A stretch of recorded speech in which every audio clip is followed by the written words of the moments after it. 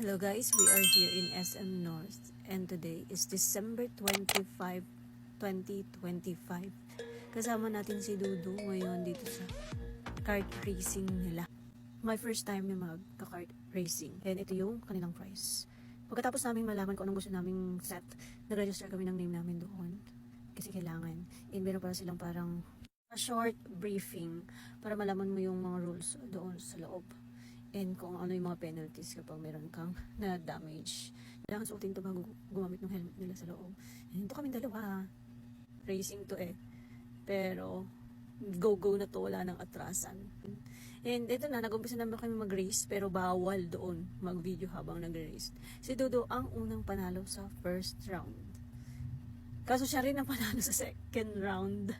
Okay lang. After namin maglaro sa kart, naghanap kami ng kainan. Nakatago kami ng bagong Chinese restaurant na susubukan namin. And maluwag siya sa loob.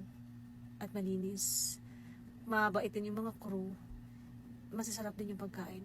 Lahat dito is good for sharing.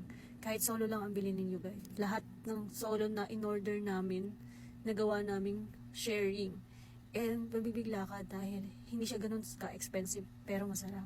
Kaya kung gusto nyo pumunta sa SM North, puntahan nyo rin ito.